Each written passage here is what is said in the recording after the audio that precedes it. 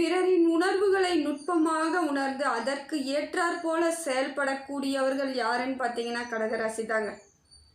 எல்லார் மேலேயும் ரொம்ப கருணையாகவும் அன்பாகவும் பரிவு குணத்தோடும் செயல்படக்கூடியவர்களும் அவங்க தான். அதே போல் பேசும் பொழுது இனிமையாக பேசி பல இடங்களில் மற்றவர்களை ஒன்று சேர்த்து எல்லா வேலையும் கரெக்டாக அதை ஃபாலோ பண்ணிக்குவாங்க.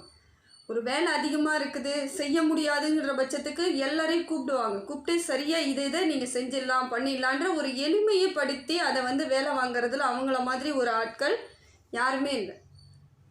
எவ்வளோ பெரிய வேலையாக இருந்தாலும் அதை எளிமையாக்கிடுவாங்க.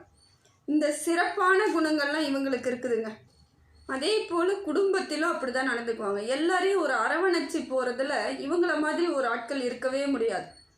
எல்லாருடைய உணர்வுகளையும் புரிஞ்சுக்குவாங்க. என்ன செய்யணும், யார் யாருக்கு என்ன கொடுக்கணும், எதை மாதிரியான அமைப்பை ஏற்படுத்தி கொடுக்கணுங்கிறதுல இவங்க தெளிவாக இருப்பவர்கள் தான். எல்லா இடத்திலும் மாறுதல்களை ஏற்படுத்தி கொடுக்குறவங்களும் இவங்க தான். மாற்றத்தை ஏற்படுத்துவாங்க. ஒரே மாதிரி இருக்காதீங்க, கவலைப்பட்டுட்டே இருக்காதீங்க, கஷ்டப்பட்டுட்டே இருக்காதீங்கன்றதுல நல்ல ஒரு மாற்றம் இவங்க ஏற்படுத்தி கொடுப்பாங்க. எல்லாருக்கும் எல்லா சிந்தனைகளும் வேணும், சிறப்பாக இருக்கணும், எந்த விதத்திலும் மற்றவர்கள் கஷ்டப்படக்கூடாது. அதுவும் குடும்பத்தில் இருக்கக்கூடியவர்கள் ஏன் முன்னாடி யாரும் கஷ்டப்படக்கூடாதுங்க, எல்லாரும் நல்லா இருக்கணும் அப்படிங்கிற நல்ல எண்ணம். இது சுயநலமாக பொதுநலமானலாம் பார்க்க வேணாம். ஆனால் குடும்பத்தை பத்திரமா பார்த்துக்கிறவங்க தான் எல்லாரையும் பத்திரமா பார்த்துக்க முடியும். குடும்பத்தை விட்டுட்டு மற்றவங்கள பார்த்துக்குவாங்களான்னா நிச்சயமாக முடியாது. அப்போ குடும்பத்தில் எவ்வளோ சப்போர்ட் அவங்க பண்ணுறாங்களோ அதே அளவுக்கு தான் வெளியவும் அவங்க மற்றவங்க முன்னாடி நடந்துக்கிறது. காரணம் இதுதான். இதனால தான் இன்னைய வரைக்கும் கடகராசிக்கு எவ்வளோ பெரிய பிரச்சனைகள் வந்தாலும் சமாளிச்சுக்கிட்டு மீண்டு எழுந்து வர்றதுக்கு இதுவும் ஒரு காரணம்.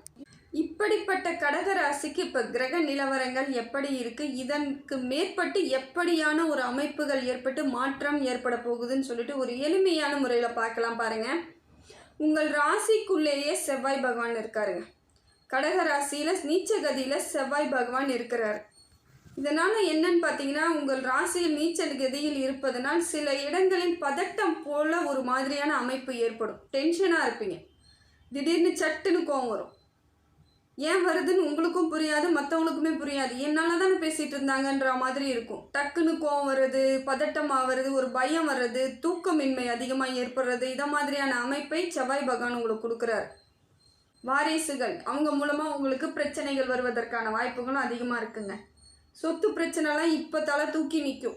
இது நாள் வரைக்கும் சைலண்ட்டாக இருந்தவங்க கூட இப்போ பேசுவாங்க, பிரச்சனை ஏற்படுத்துவாங்க. உங்களுக்குள்ள பல மாற்றங்களை ஏற்படுத்தக்கூடிய காலகட்டத்தில் இப்போ செவ்வாய் பகவான் இருக்கார். இது ஒரு மாதிரியான வித்தியாசமான ஒரு முறையை நீங்கள் அணுக வேண்டிய அமைப்பில் இருக்கிறீங்க.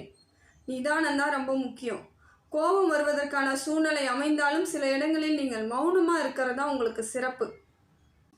ஏன்னா செவ்வாய் கிரகம் ஒரு மாதிரி உஷ்ணத்தை ஏற்படுத்தக்கூடிய அமைப்பு. அதனால் உங்களுக்கு எப்பயுமே ஒரு சூடாக இருக்கா மாதிரி, கோபமாக இருக்கா மாதிரி, டென்ஷனாக இருக்கா மாதிரி இருக்கிறதுக்கு காரணம் என்னன்னு பார்த்தீங்கன்னா, உங்கள் ராசிக்குள்ளேயே செவ்வாய் இருப்பது உஷ்ணத்தை ஏற்படுத்துது.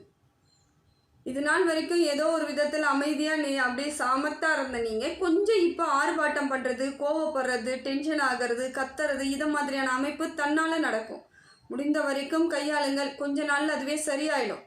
வேறு வழி இல்லை. இது உங்கள் ராசிக்குள்ளே இருக்கிற வரைக்கும் இப்படித்தான் இருக்கும். இந்த அமைப்பு தான் ஏற்படும்.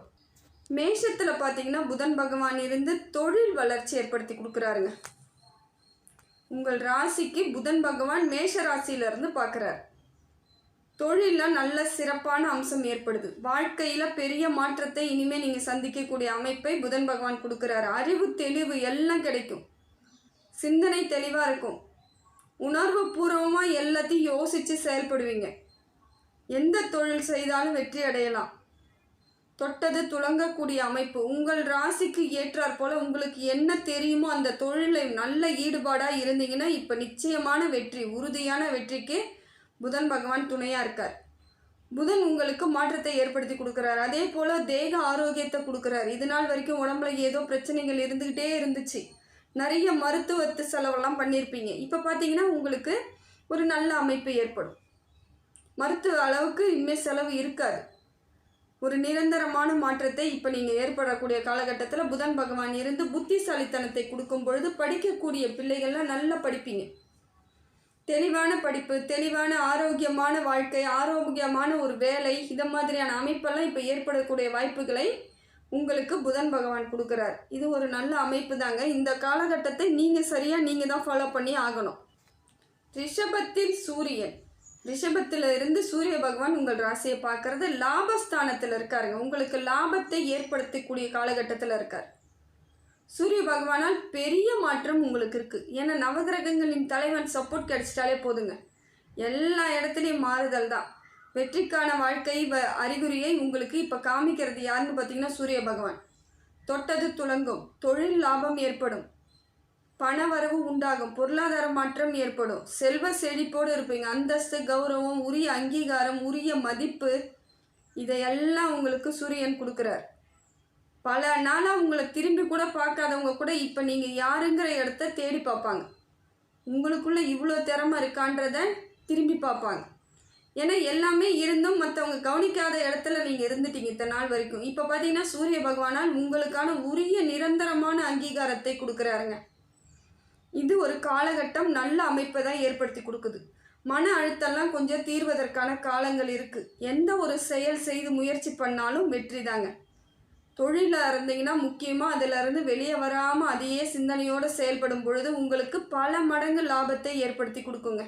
ஏன்னா லாபஸ்தானத்தில் இருந்து சூரிய பகவான் பார்க்கும் பொழுது உங்களுக்கு எல்லா விதத்திலும் மாற்றம் ஏற்படும். பொன் பொருள் சேர்க்கை, சொத்து சேர்க்கை, ஆடை ஆபரணங்கள் சேர்க்கை, வீடு மாறுவது, வீடு கட்டுவது, நிலம் வாங்குவது, இதை மாதிரியான அமைப்புகளை உங்களுக்கு சூரிய பகவான் கொடுக்குறாருங்க.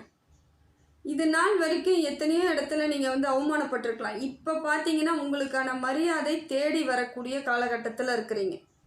குடும்பத்திலையா இருந்தாலும் சரி, வேலை பார்க்கும் இடமாக இருந்தாலும் சரி, வியாபாரம் செய்யக்கூடியவர்களாக இருந்தாலும் சரி, உங்களுக்கான உரிய மரியாதையும் உரிய அங்கீகாரமும் கிடைக்கும். அது ஒரு பாராட்டு கிடைக்கிறது, ஒரு கைத்தட்டல் கிடைக்கிறதே உங்களுக்கு ஒரு பூஸ்ட் சாப்பிட்டா மாதிரி இருக்குங்க. இந்த மாதிரியான ஒரு அமைப்பு ஏற்படும் பொழுது நமக்கு உத்வேகம் அதிகமாக இருக்கும். இதை தான் இப்போ சூரிய பகவான் கொடுக்குறாரு, உற்சாகப்படுத்துகிறார் உங்களை. எல்லா இடத்துலையும் உற்சாகமாக இருந்தீங்கன்னா தெளிவான வழிவகையை உங்களுக்கு சூரியன் கொடுத்துட்றாரு. வெற்றிக்கான பாதையை நீங்கள் தேடி போய்கிட்டே இருக்கலாம், வெற்றி அடைஞ்சிடலாம். இது உறுதியான அமைப்பை உங்களுக்கு சூரியனால் கிடைக்குது. மிதுனத்தில் இருந்து குரு பகவான் உங்கள் ராசியை பார்க்குறாருங்க. 12வது பாகத்திலிருந்து பார்க்கறது ஆரம்ப காலகட்டம் கொஞ்சம் குழப்பமாகவும் திடமில்லாமையும் இருக்கும்.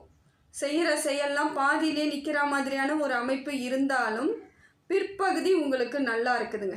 ஆரம்பத்தில் கொஞ்சம் குரு பகவானால் உங்களுக்கு பெரிய மாறுதல் இல்லாமல் இருந்தாலும் அதுக்கப்புறம் பாருங்கள் பெரிய மாற்றத்தை ஏற்படுத்தி கொடுக்குறார். நல்ல அமைப்பு இருக்குது. வெளிநாடு பயணம், வெளியூர் பயணம், இதெல்லாம் உங்களுக்கு வெற்றியை ஏற்படுத்தி கொடுக்கும். தொழில் வளர்ச்சி ஏற்படுத்தி கொடுக்குது. பொருளாதார ரீதியாக பல நாட்களாக இருந்து வந்த சிக்கல்லாம் தீந்துடும். மனமாற்றம் ஏற்படும். மனசுக்குள்ளே இப்போ ஒரு மாதிரி அமைதி, தெம்பு, தைரியம் எல்லாம் கிடைக்கும். நிலையான ஒரு அமைப்பிற்கு குரு பகவானும் உங்களுக்கு துணையாக இருக்காருங்க. பல இடங்களில் பாடுபட்டு நின்று இருந்திருப்பீங்க, தன்னிச்சையாக நின்று இருப்பீங்க, துணை இல்லாமல் கவலைப்பட்டு வருத்தப்பட்டிருப்பீங்க. நம்மளுக்கு யாருமே ஒரு உதவி பண்ணலையேன்னு ரொம்ப கஷ்டப்பட்டிருப்பீங்க, கை தூக்கி விட ஆள் இல்லையேன்ட்டு. இப்போ பாருங்கள், எல்லாமே உங்களுக்கு சரியான நேரத்தில் கொஞ்சம் மாற்றம் வரக்கூடிய அமைப்பு இருந்த உடனே உங்களை தேடி உறவுகள் வருவதற்கான வாய்ப்புகள் இருக்குது. கஷ்டத்திலாம் யாரும் பங்கெடுத்துக்க ரெடியாக இல்லை. உங்கள் கூட சந்தோஷமாக இருக்கிறதுக்கு மட்டும்தான் வராங்க, இல்லை உங்களுடன் இருந்து ஏதோ ஒரு ஆதாயத்தை பெறுவதற்கு தான் இப்பையும் வராங்க. பொருளாதாரம் நல்லா இருக்கிறீங்கன்னா உடனடியாக ஒட்டிக்கிறதுக்கெலாம் ஆள் இருக்குங்க.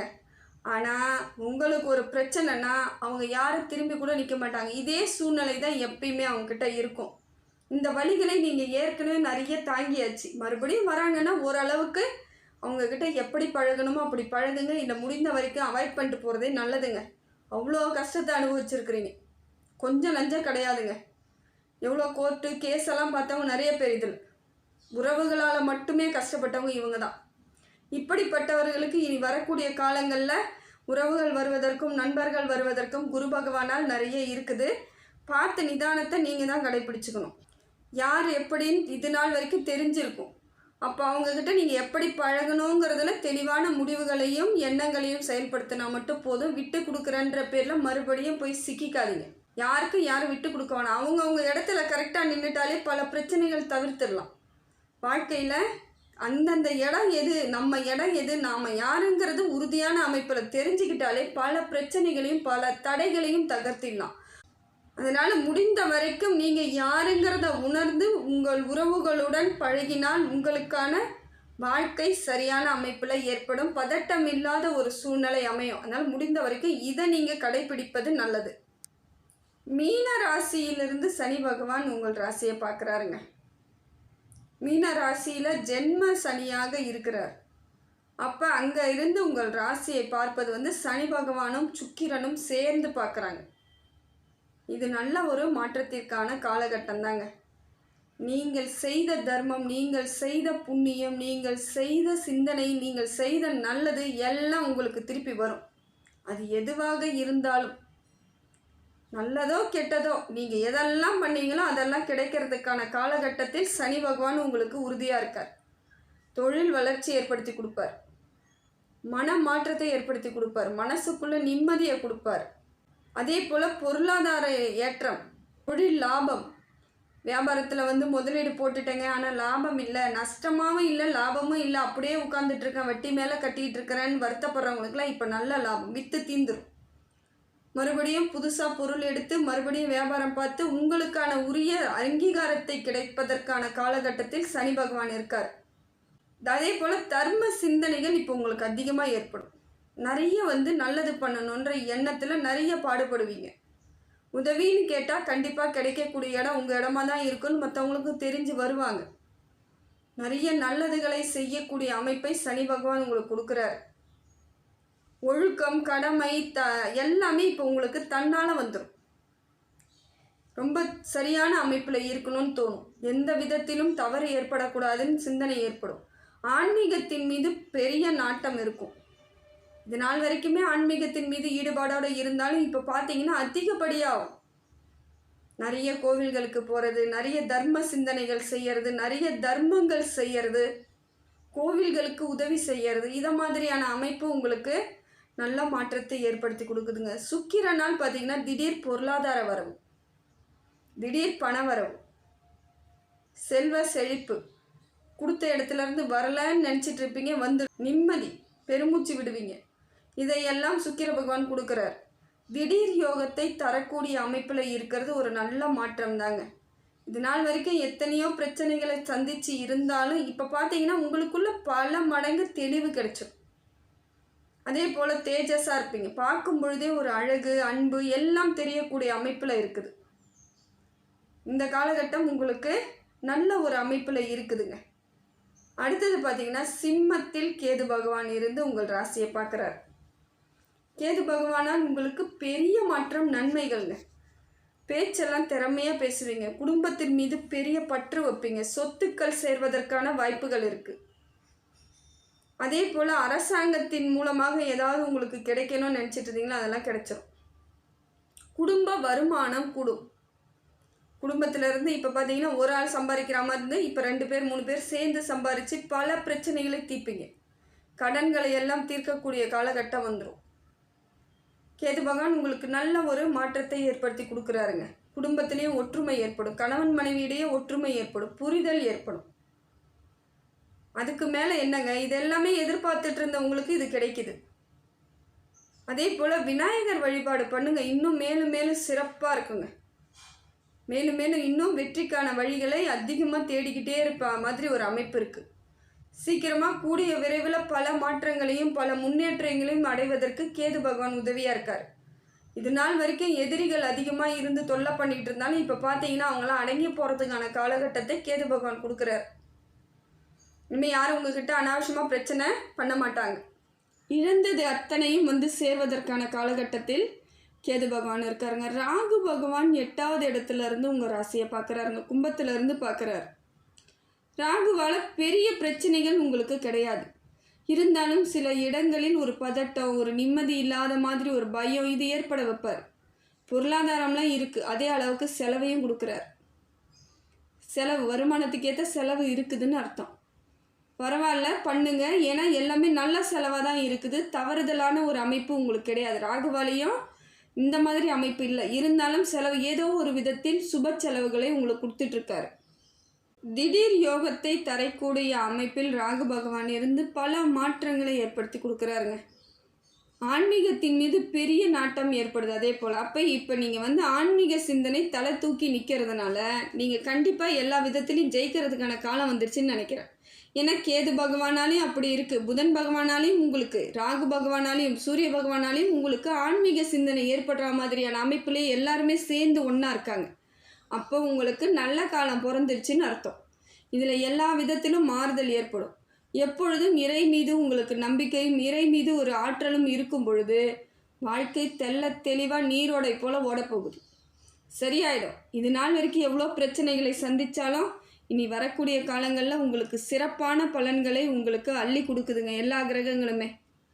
உங்கள் ராசிக்குள்ளேயே இருக்கக்கூடிய செவ்வாய் பகவான் மட்டும்தான் உங்களுக்கு கொஞ்சம் சரியில்லாத அமைப்பை கொடுத்தாலும் முருகன் வழிபாடு தொடர்ந்து பண்ணுங்கள். செவ்வாய்க்கிழமையில் ஒரு பிரச்சனையும் உங்களுக்கு கிட்ட கூட நெருங்காது.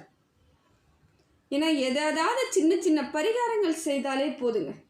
நம்ம பெரிய விஷயமா எதுவும் பண்ண வேணாம், ஒரு ஆடம்பரமாக எதுவும் பண்ண வேணாம், பொருளாதார ரீதியாக பெரிய செலவுகள்லாம் வேணாம். சின்னதாக ஒரு முருகன் கோவிலுக்கு செவ்வாய்க்கிழமை போனோமா, ஒரு தீபம் ஏற்றி வச்சோமா, நின்று வேண்டிகிட்டு வந்தோமா, சரியாக போச்சு. கூடிய விரைவில் உங்களுக்கு மாற்றத்தை ஏற்படுத்தி கொடுத்துருவார். அதனால் இப்போ எல்லா கிரகங்களும் உங்களுக்கு நல்ல மாற்றத்தை தாங்க ஏற்படுத்தி கொடுக்குது. இறைவன் அருளால் உங்கள் வாழ்க்கையில் பல மாற்றங்கள் ஏற்படக்கூடிய காலகட்டத்தில் தான் இருக்கிறீங்க.